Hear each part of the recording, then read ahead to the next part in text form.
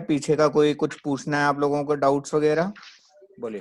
Sir general का जो first question है हाँ कि बृहद पराशर के अनुसार कुंडली में एक विशेष योग होने पर जातक रथ का स्वामी होता है।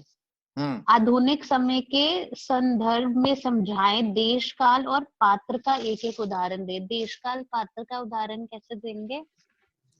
देश काल पात्र, एक तो उन्होंने कहा कि एक योग है XYZ कोई भी, अभी उन्होंने उसको स्पेसिफाई नहीं किया नाम से, ठीक है।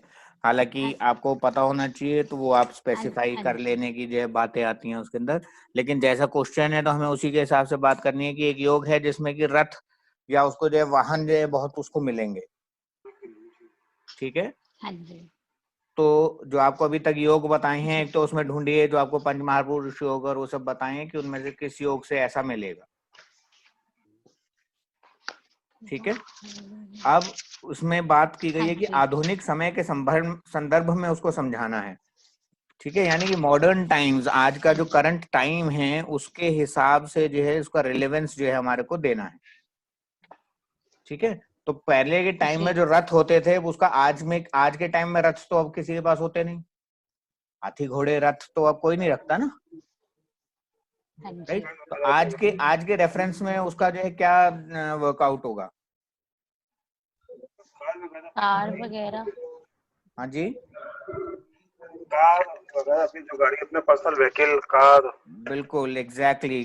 तो अगर रथ की बात की जा रही है तो जो हाथी घोड़ों की बातें थी दैट मीन्स कि उनके पास जो है अपनी पर्सनल गाड़ियां होंगी, ठीक है। और जब बात की जा रही है रथ की तो इसका मतलब रथ किसके पास होते थे?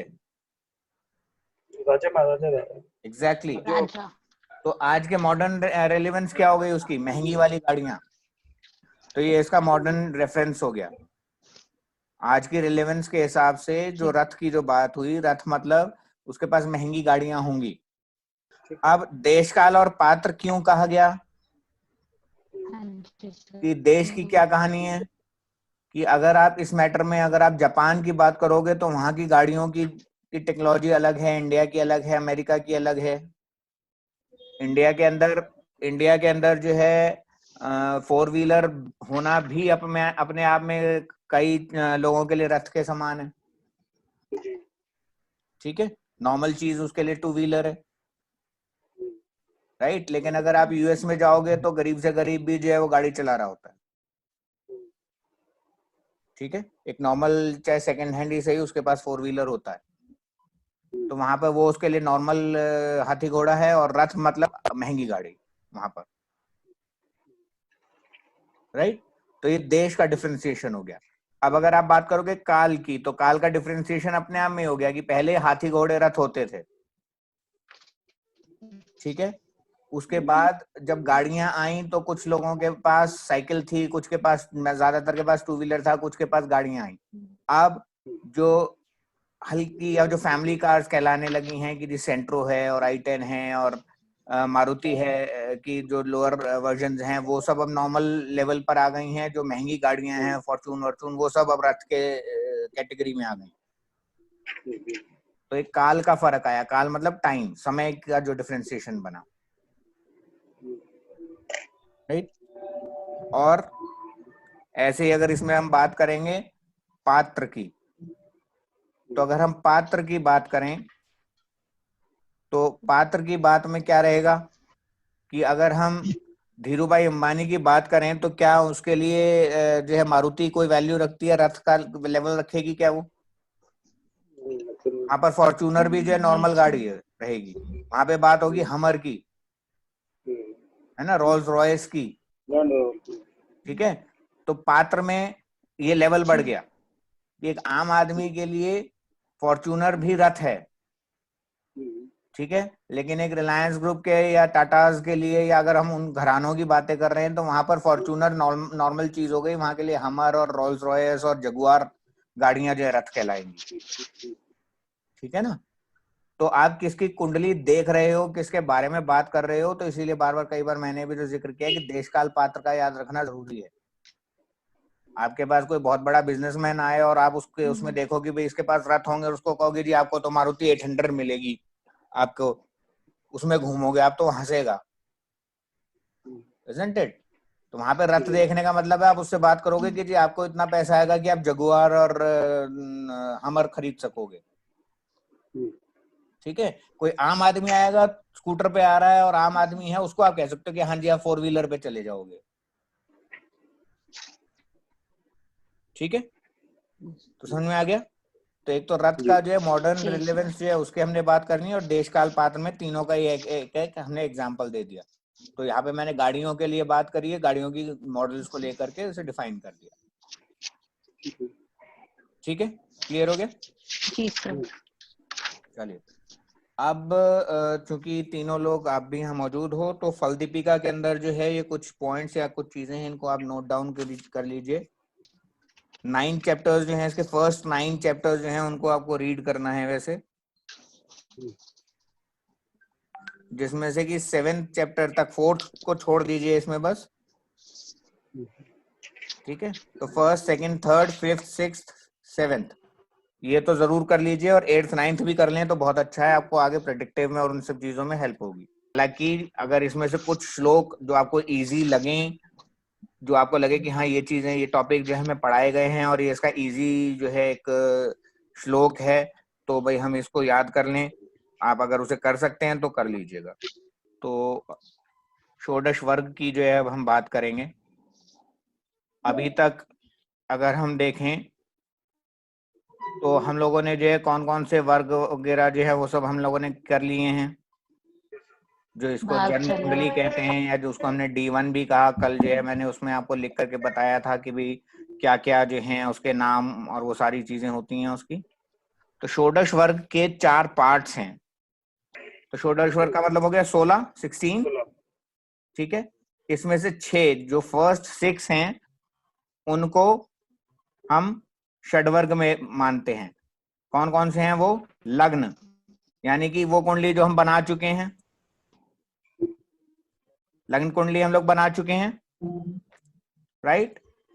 उसके बाद है होरा, उसके बाद द्रेशकाण, नवमांश, ठीक है, द्वादशांश और त्रिशांश।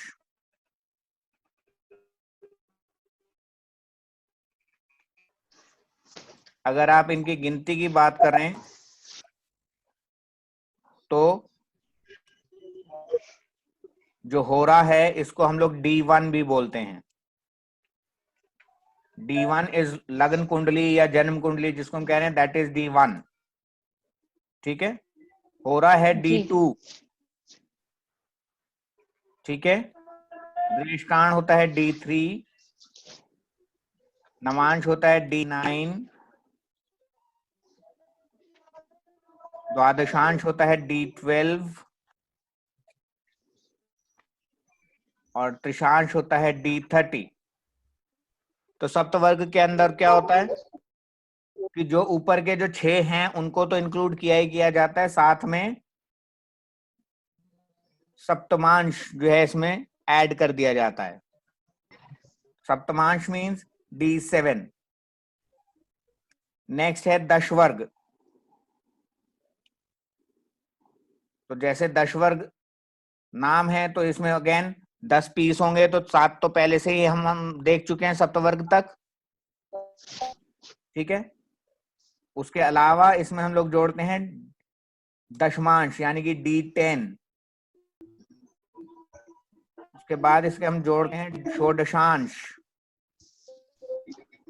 षोडशांश होता है D16, राइट। और तीसरा जो है इसके अंदर जोड़ा जाता है D60 षष्ठ्यांश। तो ऊपर के पहले के 7 और उसके बाद उसमें ये 3 और हमने जोड़े, ये बना दशवर्ग। और लास्ट, जैसे कि हम बात कर रहे थे कि हम षोडश वर्ग पढ़ेंगे, राइट। तो षोडश वर्ग यानी कि षोडश मतलब 16 पार्ट्स। तो 16 में से 10 ऊपर डिफाइन हो गए।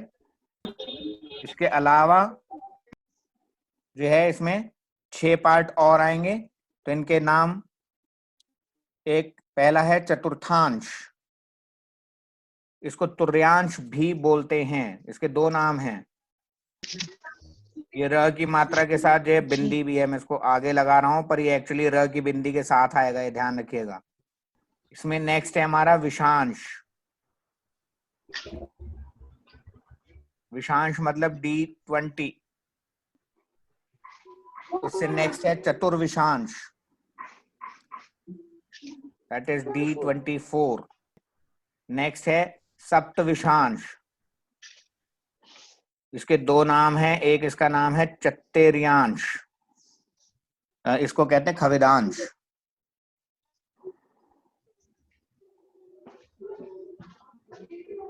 D27 जो है इसका जो है दूसरा नाम है भांश। ये चत्तेरियांश को कुछ चतवारियांश भी बोलते हैं, ठीक है। चत्तेरियांश इज 40। और इससे लास्ट है पंचचत्तेरियांश, D45। पंचचत्तेरियांश का भी एक और नाम है, पंचचत्तेरियांश को अक्षविदांश भी बोला जाता है। क्लियर हो गए कौन कौन से जो है हमारे को 16 जो है चार्ट्स किसके अंदर बनाने हैं। अब अगर हम बात करें तो हम ये देखेंगे कि इसमें कौन सी जो चीज है वो क्या चीज को डिनोट करती है। तो D1 जो है वो क्या काम करती है, क्या क्या चीज जो है डिनोट करती है। सेल्स कैरेक्टरिस्टिक्स उसके बारे में, मतलब लुक्स, बोल, नेचर, ठीक है। आपकी फिजिकलिटी, होरा से जो है जैसे कि सेकंड भाव, सेकंड हाउस है जो, तो सेकंड हाउस वाली जो चीजें हैं, तो सेकंड हाउस वाली कौन कौन सी चीजें हैं हमारे पास। Wealth, right. फैमिली। फैमिली तो नहीं आती, होरा के अंदर जो इसका जो आपका मेटेरियलिस्टिक पार्ट है, यानी कि धन, समृद्धि, अमीरी, गरीबी। थर्ड है द्रेषकाण। द्रेषकाण का जो वर्ग है, इससे हम लोग जो थर्ड हाउस हो गया जैसे, तो उसका वर्ल्डली जो कॉम्बिनेशन है उसको देखते हैं, यानी कि भाई बहन, भाई बहनों से संबंध, और जो व्यक्ति है जिसकी एक कुंडली है उसके ऊपर, और उसकी जो जायदाद है, यानी कि जायदाद कौन सी होती है, माँ बाप से जो पैसा जो मिलने वाला है ना, उसके ऊपर भाई बहनों का इनहेरिटेंस। हाँ, लेकिन उसके ऊपर भाई बहनों का प्रभाव, राइट। आप जो कमाई करते हो उसका यूसेज आप ज्यादा करोगे, आपके भाई बहन ज्यादा मस्ती करेंगे। आपको भाई बहनों से मिलेगा कि आप भाई बहनों को दोगे, उनके साथ आपका रिलेशन कैसा है, वो होंगे भी कि नहीं होंगे छोटे भाई बहन, या वो सब नहीं। उससे नेक्स्ट आ गया आपका नवमांश, ठीक है। तो अगर हम नवमांश की बात करें तो नवमांश में क्या चीज देखा जाता है। नवमांश बेसिकली देखा जाता है स्पाउस के लिए, और जो D1, हाँ, D9 को स्पाउस की कुंडली भी माना जाता है। Everything about in finance, health and सब कुछ। हाँ, अगर आप D9 को सेपरेट रीड करोगे तो इट इज लाइक कि आप अपने स्पाउस की कुंडली को रीड कर रहे हो।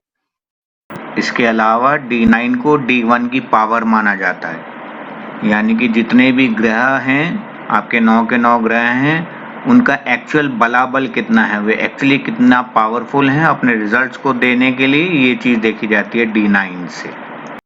उसके बाद आया D12, द्वादशांश। जब हम द्वादशांश की बात करते हैं तो द्वादशांश देखा जाता है पेरेंट्स के लिए, यानी आपके माता पिता, आपके पेरेंट्स, और उनसे आपको क्या सुख या दुख मिलेगा, या उन्हें आपसे क्या सुख दुख मिलेगा, ये जो है कॉम्बिनेशन। उन्हें आपसे तो नहीं, पर आपको उनसे क्या मिलेगा। नेक्स्ट आता है D30, त्रिशांश। D30 में देखा जाता है कि जिंदगी के अंदर क्या दुख आएंगे, किस टाइप की दुर्घटनाएं होंगी, किस टाइप के कष्ट आएंगे। तो कष्ट, दुख, परेशानियां, एक्सीडेंट्स, ये सब हम देखते हैं D30 से, त्रिशांश से। नेक्स्ट आता है D7। D7 देखा जाता है बच्चों के लिए, बेसिकली वंश के लिए, यानी कि आपके आपसे आगे आपके बच्चे, बच्चों के बच्चे, ठीक है, तो आपसे आगे का जो वंश है उसके लिए उनकी क्या स्थितियां रहेंगी, ठीक है, उनकी लाइफ, उनके हाल क्या रहेंगे, आपसे उनका क्या सुख और क्या संबंध रहे, हमारे आगे के जो वंशावली है और उनका क्या समृद्धि और वो क्या चीजें हैं, वो सब हम इससे देखेंगे D7 से। उससे नेक्स्ट है दशमांश, यानी कि D10।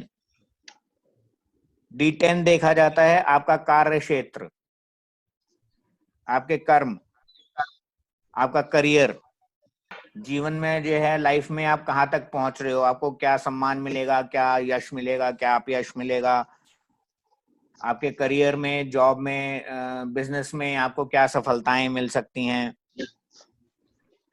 समझ में आ गया? ये हमारा कर्म क्षेत्र है। नेक्स्ट है फिर षोडशांश, यानी कि D16। D16 से व्हीकल्स, वाहन, यानी कि इन जनरल खुशियां, लेकिन गरीबी भी इसी से देखते हैं, यानी कि फाइनेंशियल लॉसेस अगर कुछ है, फाइनेंशियली कोई परेशानी आ रही है, तो वो भी इससे देखते हैं। उससे नेक्स्ट है D60।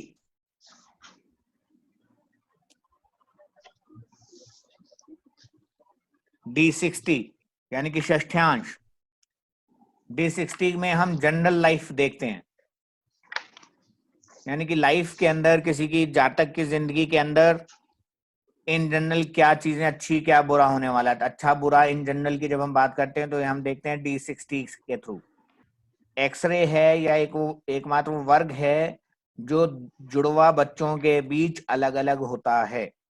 तो इसीलिए दो जुड़वा बच्चे एक ही घर में पैदा हुए, एक ही अस्पताल में पैदा हुए, एक ही कमरे में पैदा हुए, एक ही घर में रह रहे हैं, एक जैसा खाना खा रहे हैं, एक ही उनके माँ बाप हैं, ज्यादातर केसेस में 99% केसेस में एक ही जैसे उनके कपड़े होते हैं,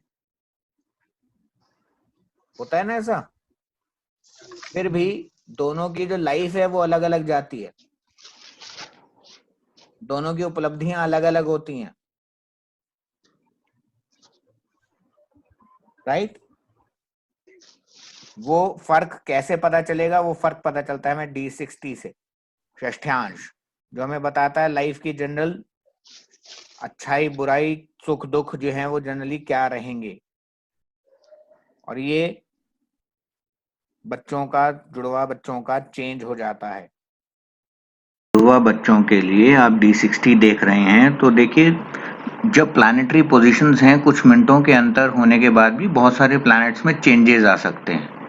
माइन्यूट चेंजेस के कारण उनमें वर्गों और दूसरे जो वर्ग हैं उनमें भी डिफरेंसेस आ सकते हैं, ठीक है। अगर वो डिफरेंसेस और वर्गों में आ गए तो ऑटोमेटिकली डिफरेंस क्रिएट हो गया, जो कि आपको इजीली ट्रेसेबल हो गया। लेकिन कुछ रेयर कंडीशंस में जहां पर पोजीशंस ग्रहों की इस तरीके से हों कि वो किसी भी वर्ग में डिफरेंस ना हो पाए, तो ऐसे जुड़वा बच्चों को अगर आप देखेंगे तो उनमें बहुत सारी 70-80% सिमिलैरिटीज मिलती हैं, चाहे वो उनके दिमाग को लेकर के है, पढ़ाई के फॉर्मेट को लेकर के है, खान पान को लेकर के है, शक्लों को लेकर के है। इस टाइप के परफेक्ट ट्विन्स होते हैं ये, ठीक है। लेकिन उसके बाद भी कुछ चीजें होती हैं इनकी लाइफ की, बहुत ही माइन्यूट और स्पेसिफिक कुछ चीजें होती हैं लाइफ की, जिसमें कि वो डिफरेंस दिखता है, जो कि उनकी खुशियों की या अच्छाई बुराई की बात होती है। वहां पर D60 उसका डिफरेंशिएशन हमारे को शो करता है, ठीक है। ऐसे केस में जहां पर सभी वर्ग सेम हैं, ग्रहों की पोजीशन, बर्थ टाइमिंग इस तरीके का है कि कोई भी चेंज हमें नहीं दिख पा रहा, जो ट्विन्स हैं वो परफेक्ट ट्विन हैं एक तरीके से, जैसे रेयर कंडीशन है कहने के लिए आप कह सकते हो, जैसे मूवी में दिखते हैं कि एक ने घूंसा मारा, दूसरे ने भी घूंसा मारा, राइट। तो बिल्कुल जो परफेक्ट ट्विन्स होते हैं, एक ही शक्ल, एक ही टाइप का चीजें उन्हें पसंद आ रही हैं, एक ही इंसान पसंद आ रहा है, एक ही करियर पसंद आ रहा है, एक ही तरीके का खान पान कपड़े पहनते हैं, उस टाइप के लोगों के लिए वहां पे आपको D60 हेल्प करेगा, राइट। नहीं तो कहीं ना कहीं किसी दूसरे जो वर्ग हैं उनमें भी ग्रह की पोजीशन, बर्थ टाइमिंग्स की वजह से कुछ ना कुछ चेंजेस होते हैं, और अगर चेंजेस हो जाए हैं उनके अंदर तो वैसे भी वो डिफरेंस हो जाएगा कई सारी चीजों में। तो जितने ज्यादा वर्गों में डिफरेंसेस हैं उतना ज्यादा आप डिफरेंस उन ट्विन्स में पाएंगे। जहां पे सारे वर्ग सेम हैं तो D60 एक ऐसा वर्ग है जो हर हालत में डिफरेंट होगा ही होगा। This is the point behind कि भी ट्विन्स के लिए D60 को क्यों देखा जाता है, ठीक है। अब उतनी माइन्यूटनेस को चेक करने के लिए ऐसे बच्चों के केस में आपको D60 को साथ में हर बार देखना होगा। नेक्स्ट चलते हैं चतुर्थांश D4। तो अगर हम D4 की बात करें तो D4 जो है वो आपको बताता है कि उसका भाग्य कैसा होगा, ठीक है, उसकी प्रॉपर्टी, उसकी सेल्फ अर्न्ड जो प्रॉपर्टी है, उसकी चल अचल संपत्ति वो कैसी होगी, ये हम D4 से देखते हैं। नेक्स्ट है D20 यानी कि विषांश।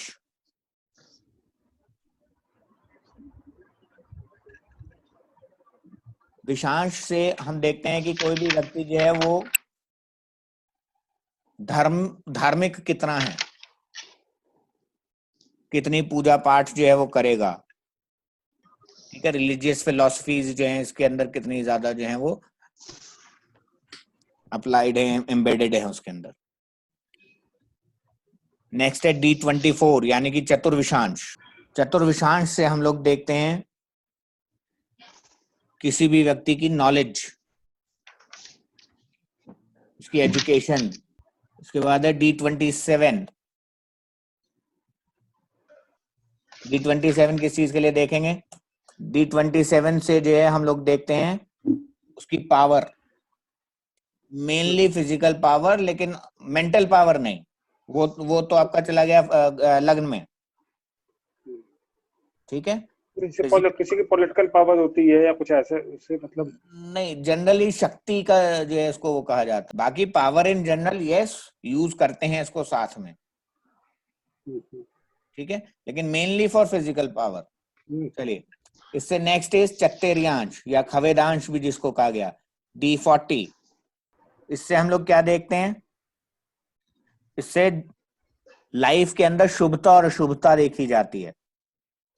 प्लस जो हम D60 में भी देख रहे थे, जीवन में जनरलाइज अच्छा बुरा, वो भी देखते हैं इससे, क्योंकि जब शुभता अशुभता देख रहे हैं तो अच्छा बुरा भी उसी का पार्ट हो गया। नेक्स्ट इज लास्ट इज आपका D45 पंचचत्तेरियांश।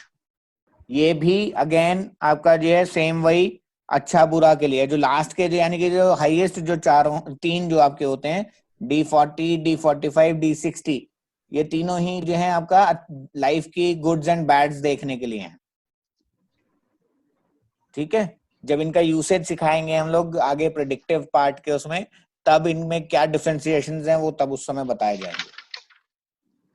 अभी बेसिकली जो है D40, D45, D60 तीनों ही लाइफ के जनरल गुड्स एंड बैड्स देखने के लिए।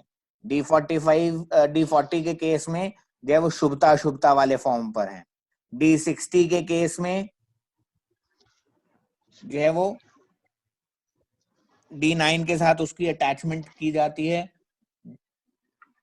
ज्यादातर केसेस में, ट्विन्स के केसेस में डिफरेंस को देख, इनको इस तरह से कैटेगराइज क्यों किया गया? इनको इस तरीके से कैटेगराइज क्यों किया गया है? इनको कैटेगराइज करने का कारण इनकी इंपॉर्टेंस है। जो पहले के जो 6 वर्ग हैं, इनको अगर आप देखो तो किन किन चीजों के लिए यूज हो रहे हैं। पहला जो वर्ग है उसमें आपका D1, 2, 3, 9, 12 एंड 30। तो अगर इन ओवरऑल अगर इनकी बात की जाए तो एक तो ये जातक के खुद की उसकी बनावट, कैसा दिखता है, कैसा उसका बेसिक नेचर और उस सब की बात हो गई। होरा का मतलब उसी का ही फाइनेंशियल्स की बात हो गई, राइट। D3 की बात करें तो एकदम क्लोजेस्ट जो फैमिली के जो जातक के लाइफ लॉन्ग उसके साथ रहते हैं वो कौन है? भाई बहन, उनके साथ उसका संबंध, उनसे फाइनेंशियल संबंध, वो सब कुछ की बात हो गई। D9 की अगर आप इसमें देख रहे हो तो D9 आपका स्पाउस भी है, आपके पार्टनर्स भी हैं, business partners and your life partner, plus आपके D1 में जो आपके जो ग्रह हैं, जो भी प्लैनेट्स हैं, उनकी क्या पावर रखते हैं एक्चुअली, वो सब डिनोशन इससे है, राइट। D12 आपके पेरेंट्स हो गए, राइट। और D30 क्या हो गया? आपके जीवन की कष्ट परेशानियां हो गई। तो this is the first level, that is the first important things जो आपकी लाइफ के अंदर आपको देखने की जरूरत होती है या आप बात करता है कोई भी इंसान। ओके। सप्तवर्ग खाली D7 नहीं है। सप्तवर्ग मतलब 1 2 3 9 12 30 एंड 7। ठीक है, तो ये सेकंड लेवल आ गया, यानी कि आपके आगे की वंशावली की बातें हो गई हैं अब इसके अंदर। ठीक है, यानी कि आप खुद एंड फैमिली एंड बियॉन्ड की बात कवर हो गई। नेक्स्ट कम्स जो आपकी फाइनेंशियल्स की बात अब इंसान जब करता है, तो दैट कम्स अंडर दश वर्ग। तो पहले के 7 उसके अंदर ऑटोमेटिकली इंक्लूड हो गए, प्लस डी 10 16 एंड 60। 10 16 और 60 से आप क्या देखते हो? उसका करियर, कार्य क्षेत्र, काम करने के तौर तरीके। ठीक है, 16 उसमें इंक्लूड हुआ आपका उसकी जो है व्हीकल्स, है ना, फाइनेंशियल लॉसेस की जो बातें हैं, खुशियां हैं उसके जीवन की, वो सारा कुछ इसके अंदर आ गया। D60 के अंदर लाइफ की एक जनरल जो अच्छाई बुराई है वो सब आपने इसमें ऐड कर ली, जनरल लाइफ ऐड अप हो गई। नाउ दी षोडश वर्ग, यानी कि जो कंप्लीट अब आप देख रहे हो पूरा, उसके अंदर लास्ट के जो है वो 6 वर्ग जो हैं और हैं, जिनका की बहुत ज्यादा इंपॉर्टेंस जो है इसके अंदर है। ऑब्वियसली हर चीज अपने आप में क्योंकि इंपॉर्टेंट है, लेकिन वो लास्ट की चीजें हैं। 4 20 24 27 40 45 ये सब लास्ट में हैं ये सारी चीजें। ठीक है, भाग्य की बातें हैं, प्रॉपर्टीज की बातें हैं, या आप कितने रिलीजियस हो, आप जो है कितनी ताकत रखते हो, आपकी एजुकेशनल बातें, ये सब सेकेंडरी हो जाती हैं जब आप इन जनरल लाइफ की बात कर रहे होते हो। ठीक है, तो ये इंपॉर्टेंस के फॉर्मेट के ऊपर अब जो है इसके अंदर हम बात करते हैं कि भी ये जो है फॉर्मेट क्या है इनको बनाने का। तो अगर हम देखें तो जो हमारा D1 यानी कि सबसे पहला जो हमारा षडवर्ग का जो सबसे पहली चीज है, यानी कि लग्न, जिसको कि हम D1 भी बोलते हैं, तो ये हमने सीख ही लिया है। तो इसको टेवा, लग्न या लग्न कुंडली, कल हमने देखा ही था इसको, जितने भी हम लोग जो है नाम बोलते हैं, तो ये तो अब बनानी हमने सीख ही लिया, तो ये तो दोबारा करने की जरूरत है नहीं। इससे नेक्स्ट है होरा। तो होरा जो है वो कैसे बनाई जाती है उसके बारे में हम बात करेंगे। D2 जब हम बनाने के लिए चलेंगे, तो जब हमें कोई भी अगर वर्ग चार्ट क्रिएट करना है, तो जैसा उसका नंबर है उसी हिसाब से उसकी वर्किंग चलती है। उसी हिसाब से उसकी वर्किंग चलती है, से मतलब कि एक जो हाउस है जनरली कितने डिग्रीज का माना जाता है? 30 डिग्रीज, राइट। 30 डिग्रीज का जो है इसको हम मानते हैं, और हम बना रहे हैं D2 यानी कि उसका हाफ पार्ट। ठीक है, तो यानी कि 30 डिग्रीज डिवाइडेड बाय 2, तो एक पार्ट कितने का आया? 15 डिग्रीज का। ठीक है, अब D2 जो बनाया जाता है उसकी जो वर्कआउट होती है वो दो तरीके से जो है उसमें हम लोग उसको देखते हैं। एक विषम राशि से, दूसरा सम राशि से।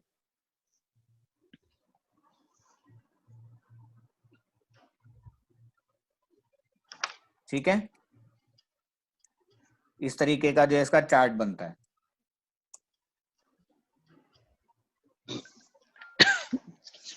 अगर कोई ग्रह विषम राशि में बैठा हुआ है तो वो सूर्य या सिंह स्थान पर जाता है, अगर वो 0 से 15 डिग्री में है और किसी विषम राशि में है। लेकिन विषम राशि में अगर वो 15 से 30 डिग्री के बीच अगर उसकी पोजीशन है, तो फिर वो चंद्र का स्थान लेता है कर्क में। ठीक है, और सम राशि में जैसे ऑपोजिट हो जाता है कि अगर वो फर्स्ट पोजीशन में है तो कर्क में जाएगा, और अगर सेकंड हाफ में है तो वो सिंह में जाएगा। तो इस चीज को जो है हम लोग कैसे 0 देखेंगे? to 15 में सन में जाता है, 15 to 30 में चंद्र में जाता है। राइट, अगर विषम राशि है तो। और सम राशि होने में ऑपोजिट हो जाएगा। ये वो पर्टिकुलर उस स्थान की बात कर रहे हैं ना, जैसे हाँ, किसी भी स्थान की बात कर रहे हैं। इसके अंदर सिर्फ 2 कॉलम बनते हैं। होरा जो कुंडली बनती है इसमें सिर्फ 2 कॉलम्स बनेंगे। जो होरा कुंडली जो बनती है उसमें सिर्फ 2 कॉलम्स बनते हैं। सिर्फ 2 कॉलम इसके अंदर हम क्रिएट करेंगे, दैट्स ऑल, बस इतनी सी। ठीक है, इसमें एक तरफ जो है आपकी कर्क राशि हो जाएगी और दूसरी तरफ आपकी सिंह हो जाएगी, सिंह राशि हो जाएगी। यहाँ पे आपकी हो गई कर्क राशि और यहाँ पे आपकी आ गई सिंह राशि। अच्छा, बस सिर्फ ये जो है आपकी काउंटिंग इसके अंदर लिखी जाती है। ठीक है, तो अब जो इसमें जो हमारा जो एग्जाम्पल था, जो हम अभी तक कर रहे थे, वो सबके पास है कॉपी में चार्ट बना हुआ ना? जी। तो उसके हिसाब से अब इसमें हम यहाँ पर इसे प्लेस कर देंगे। तो इसमें हम प्लेसमेंट कैसे करेंगे कि सन जो है हमारा वो कहां पर है, अगर हम देखें तो मकर राशि में है, 10th राशि में है जी। मकर जो हमारा जो एग्जाम्पल जो सन है वो हमारा 10th राशि में है, मकर में है। तो मकर जो है वो सम है कि विषम है?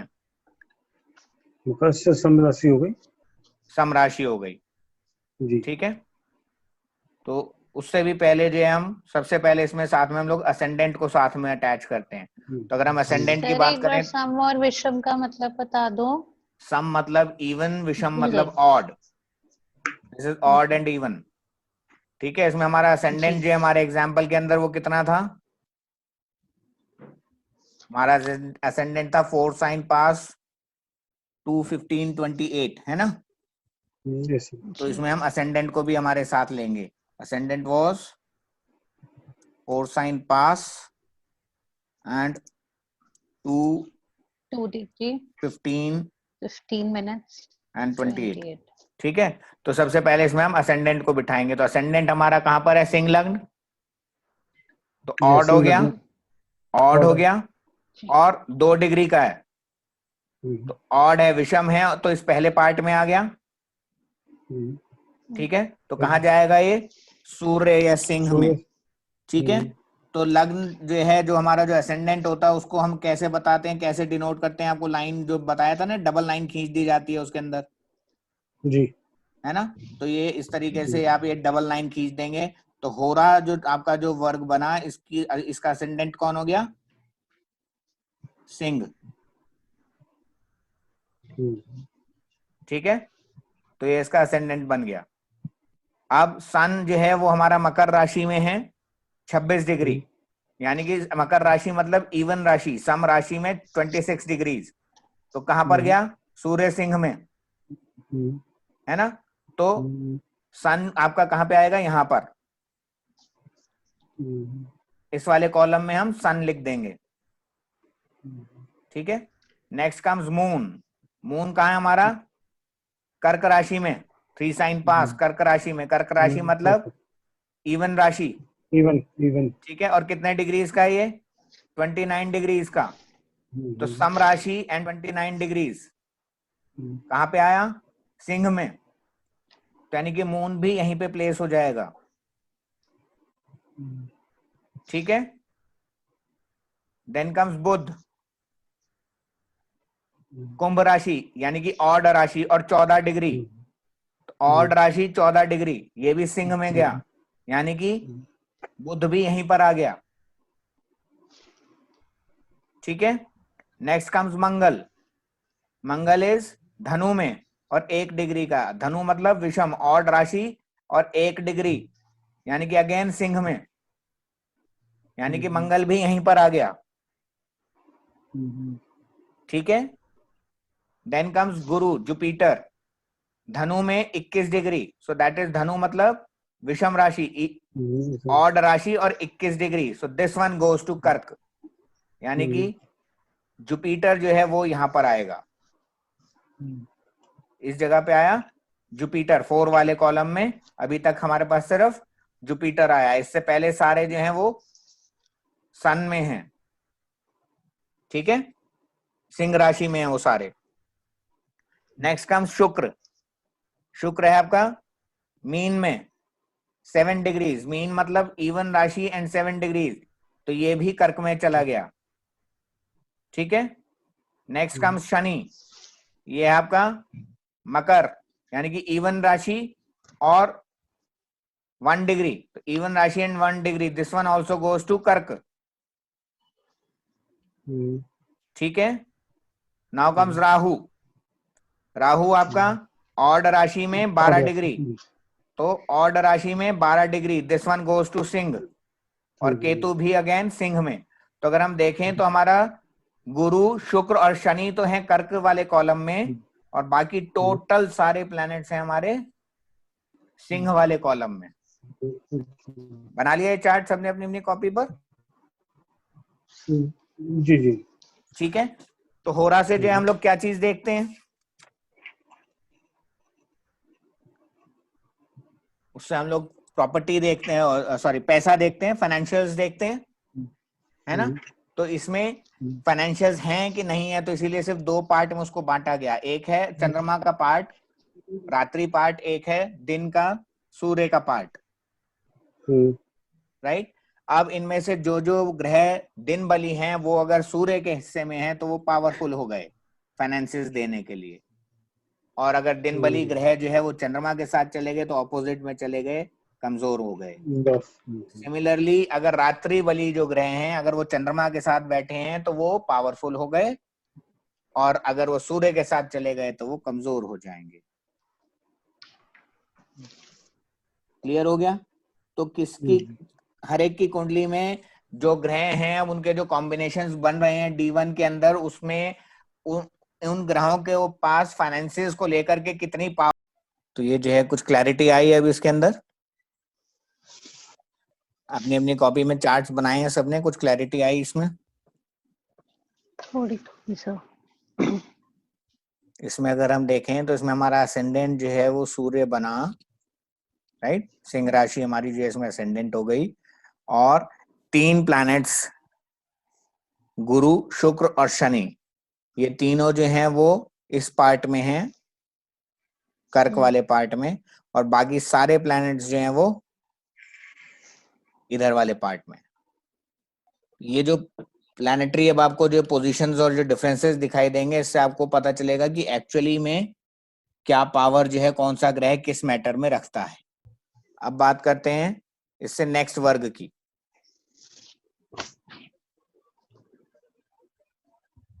होरा के बाद नेक्स्ट वर्ग हम बनाएंगे D3, यानी कि द्रेशकांड।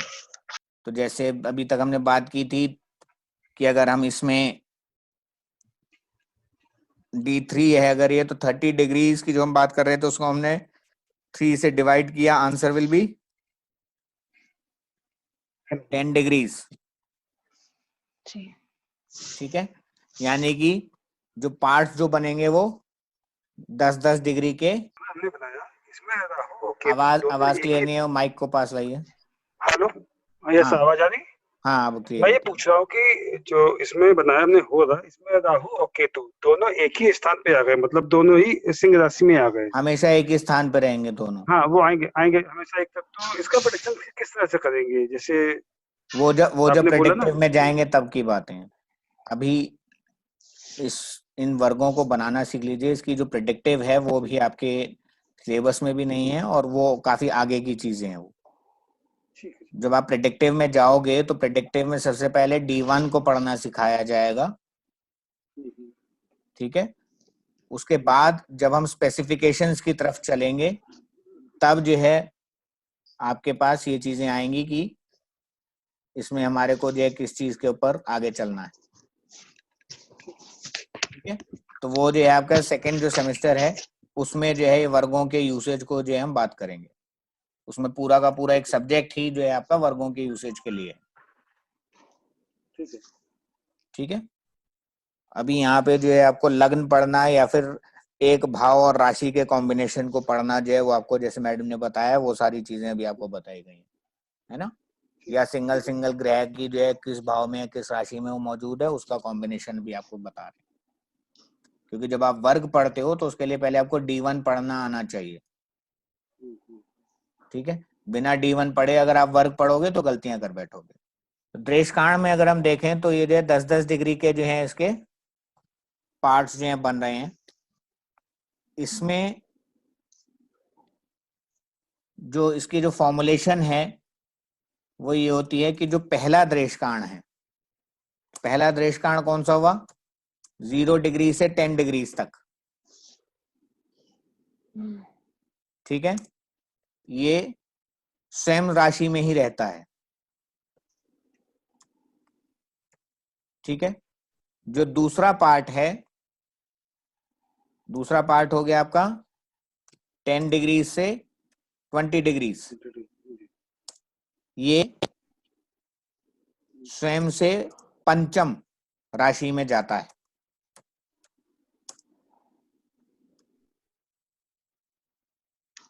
ठीक है।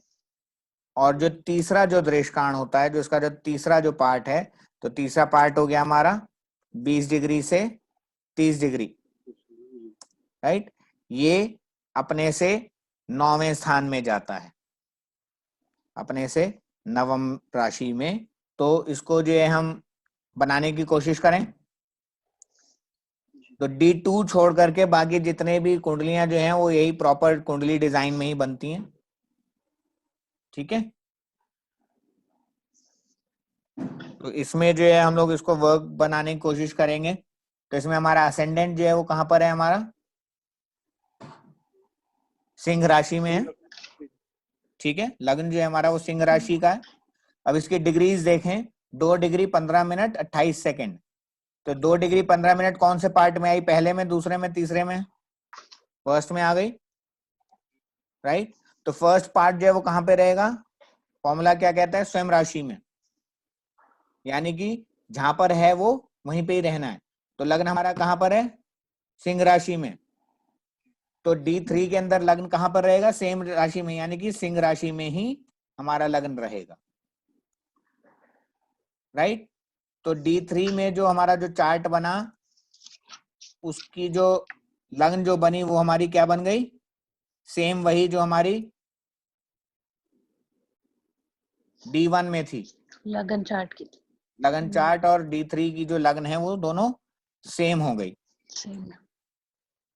अब इसको आगे आप इस तरीके से अब इसकी नंबरिंग कर सकते हो, सभी जो भाव हैं उन सब की नंबरिंग कर दीजिए, ठीक है। तो ये D3 के लिए आपका चार्ट रेडी हो गया। अब इसके अंदर बाकी सारे प्लैनेट्स को हम बिठाएंगे। कोई भी चीज अगर D1 में और किसी भी वर्ग में अगर सेम पोजीशन पर रहे तो उसको हम कहते हैं वर्गोत्तम हो जाना, ठीक है। तो D3 के केस में लग्न जो है वो हमारा वर्गोत्तम हो गया, ठीक है। वर्गोत्तम होने का मतलब पावरफुल, पावर बढ़ जाना। तो लग्न की जो पावर है, इस D1 की जो पावर है D3 के केस में या भाई बहनों से संबंध के केस में पावरफुल है, ठीक है। अब इसमें हम बाकी सारे प्लैनेट्स को बिठाएंगे। तो सूर्य को इसमें हम बिठाएं। सूर्य हमारा कहां पर है, मकर राशि में, 10th राशि में, और यह है 26 डिग्री 5 मिनट का। तो 26 डिग्री 5 मिनट मतलब कौन से पार्ट में आया, फर्स्ट, सेकंड, थर्ड, थर्ड में आया। थर्ड का मतलब जहां पर वो है वहां से 9th जाएगा, वहां से 9th राशि लिखा गया ना। तो अभी वो कहां पर है, मकर में है। तो मकर में जहां पर है आपका, मकर आपका कहां पे आया, 6th हाउस में, यहाँ पे है मकर आपकी। तो यहां से 9th काउंट कीजिए। तो ये 1, मकर को 1 काउंट करते हुए 7, 8, 9, यानी कि कन्या राशि में आ गया, ठीक है। सेकंड हाउस में कन्या राशि में सन आ गया। क्लियर हो गई ये चीज, नहीं समझ में आई? ये तो आपकी क्लैरिटी के लिए मैं ग्रहों को जो उठा लाया हूं यहाँ पे, लीजिए ये आपका आ गया सन यहाँ पर। अब क्लियर हो गया। नेक्स्ट को देखिए, नेक्स्ट है आपका मून। तो मून की पोजीशन देखें, मून की जो है पोजीशन कहाँ पे आने वाली है, मून है 29 डिग्री का। तो 29 डिग्री का जो मून है वो फर्स्ट पार्ट में आया, सेकंड पार्ट में आया, किस में आया? हाँ, थर्ड पार्ट में आया, राइट। तो थर्ड पार्ट में ये जो हमारा जो मून आया, यानी कि जहां पर वो बैठा हुआ है वहां से 9th स्थान पर जाएगा जी। ठीक है। तो मून जो है हमारा वो कहां पर है, हमारा मून कर्क में, अष्टम भाव में जाएगा, मतलब कर्क से 9th जाएगा जी, ठीक है। मीन राशि में। बिल्कुल, तो अष्टम भाव में यहाँ पर हमारा ये मून बैठ गया। राशि कौन सी बनी, मीन राशि, मीन राशि में। ठीक है। नेक्स्ट है बुध, बुध है 14 डिग्री 12 मिनट। तो 14 डिग्री 12 मिनट मतलब फर्स्ट सेकंड थर्ड कौन से पार्ट में आया, सेकंड पार्ट में। तो सेकंड पार्ट मतलब जहां पर भी वो बैठा हुआ है वहां से 5th जाना है उसने, पंचम राशि लिखा है वहां से। तो बैठा कहाँ पे है बुध हमारा, कुंभ में, 7th हाउस। 7th हाउस में नहीं है, कुंभ में बैठा हुआ है। हाँ फिलहाल 7th हाउस में चला जाएगा, राइट, है ना। तो कुंभ में, तो वहां से पंचम जाएगा वो, वहां से पंचम। तो 7th हाउस कैसे आया, 7th हाउस को आप वैसे काउंट कर रहे हो फिलहाल पोजीशन, लेकिन उसे यहाँ से 5th जाना है। तो दिस इज 1 2 3 4 5, 11th हाउस में जाएगा वो। 11th हाउस मतलब मिथुन राशि में जाएगा, ठीक है ना। 11th हाउस मतलब मिथुन राशि में चला गया वो, राइट। अब इससे नेक्स्ट देखें मंगल, मंगल कहाँ पर जाएगा, मंगल बैठा हुआ है 1 डिग्री 6 मिनट, सेम वही रहेगा। मंगल है 1 डिग्री 6 मिनट। तो कौन सा पार्ट रहा, फर्स्ट पार्ट है, फर्स्ट पार्ट। तो यानी कि जहां पर वो है वहीं रहेगा। तो कहां पर है मंगल, धनु में, धनु राशि में है, जी जी। तो धनु राशि में ही रहेगा, यानी कि इसमें 5th हाउस में। तो यहाँ पे मंगल क्या हो गया, वर्गोत्तम। मंगल क्या हो गया इसमें, वर्गोत्तम हो गया, धनु का धनु में रह गया। तो D3 के केस में मंगल की पावर बढ़ गई। और मंगल वैसे भी किसको डिनोट करता है, छोटे भाई बहनों को, है ना। तो जब आप D1 पढ़ेंगे, छोटे भाई बहनों को देख रहे होंगे तो मंगल को देखेंगे साथ में, और उसकी फिर पावर देखेंगे भाई बहनों के रिलेशन में। तो D3 को जब आप उसमें सर्च करेंगे तो आप देखेंगे कि मंगल यहाँ पर भी वर्गोत्तम है, यानी कि जो स्थिति D1 में दिख रही है वो पावरफुली स्टैंड कर रही है, ठीक है। तो इस तरीके से वर्गों को देखते हैं, राइट। नेक्स्ट है जुपिटर, जुपिटर है हमारा 21 डिग्री 21 मिनट। कौन सा पार्ट आया, third part, third part. Third part मतलब जहां पर है वहां से 9th जाएगा। तो जुपिटर कहाँ पे है, धनु में, धनु में बैठा है D1 में। तो धनु से 9th जाएगा। तो धनु से 9th मतलब 7 8 9। तो D3 के लग्न में सिंह राशि में गुरु बैठ गए, राइट। शुक्र 7 डिग्री 51 मिनट, तो यानी कि फर्स्ट पार्ट। तो शुक्र जहां पर बैठा है सेम वहीं पे ही रहेंगे, मीन से मीन में ही रह जाएंगे। तो इसमें शुक्र भी वर्गोत्तम हो गए, ठीक है। Then comes Shani 1 degree 52 minute. तो ये भी वर्गोत्तम हो गए, क्योंकि फर्स्ट पार्ट हो गया, स्वयं स्थान में ही रहेंगे। तो शनि जी कहां पर है, मकर में। तो मकर से मकर में ही रह गए, 6th हाउस में आ गए, राइट। तो ये भी वर्गोत्तम हो गए, ठीक है। Next comes Rahu 12 degree 1 minute. तो अपनी जो उसकी जो पोजीशन है उससे 5th हो जाएगा, राइट। Third house. तो मिथुन में बैठे हुए हैं, मिथुन से 5वें जाएंगे। तो मिथुन में बैठे हुए हैं वहां से 5। तो 1 2 3 4 5, थर्ड हाउस में तुला राशि में आ गए, राइट। ऐसे ही केतु भी अपने स्थान से पंचम चले जाएंगे, मेष राशि में आ जाएंगे 9th हाउस में, ठीक है। तो ये आपका क्या बना, ये आपका बना D3 का Yes, sir. चार्ट। तो आप देख रहे हो इसमें बहुत सारी चीजें हिल गई अपनी अपनी जगह से, है ना। तो D1 जो है वो देखने में कुछ और था हमारा,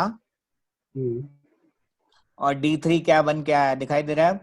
अब ये हमारा D1 है और ये जो है हमारा D3 है, दोनों में पोजीशंस फर्क हो गई, है ना। तो अगर हम बात करेंगे भाई बहनों से संबंध के लिए, तो भाई बहनों से संबंध में ये हाल होने वाला है। D1 में जो है ऊपर से जो दिख रहा है दैट इज D1, ठीक है। जब हम उसकी एग्जैक्टनेस की बात करने लगेंगे तो D1 के साथ D3 दोनों को एक साथ रीड करेंगे, दो दो चार्ट रीड करने पड़ेंगे एक साथ। किस तरीके से ये चार्ट्स क्रिएट होने हैं अभी,